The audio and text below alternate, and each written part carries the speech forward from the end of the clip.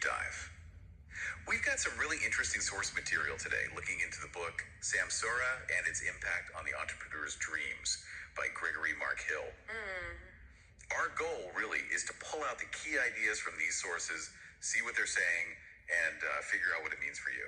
Sounds good. Okay, let's unpack this. So the central theme, it seems, is this idea of samsara. Right, the Sanskrit term. The sources explain it as like a cycle of suffering. Yeah, suffering, rebirth. But the author connects it very directly to striving, especially in business, high achievement.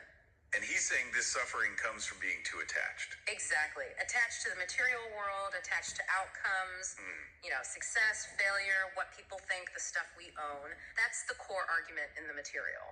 And the author, Gregory Mark Hill, he comes from that world, doesn't he? He does. The sources really highlight that. High-tech finance, New York, Silicon Valley. He was right in the thick of it. So he experienced that drive, that ambition. Oh, absolutely. Firsthand. The material frames his story as someone who, climbed the ladder, got the conventional success, but still felt trapped. Trapped in that cycle of dissatisfaction. Precisely. Yeah. So his insights aren't just academic, they're hard-won from the inside. So it's not just some abstract idea, it's something he argues people live, especially when they're chasing those big external goals. That's exactly it. The sources explain his realization was, okay, even when you solve the big external problems, you land the deal, you fix the company, you hit the numbers. Right. There's still this deeper internal suffering that those wins just don't touch. And that internal state, it actually gets in the way of success. Yes. That's a key point in the material. It argues it actually undermines long-term success and fulfillment, sort of puts a ceiling on things. And the sources mention something specific driving this internal part. The self-cherishing ego. Is that right? That's the term the author uses, Right. according to the material, yeah. The self-cherishing ego. What does that mean exactly?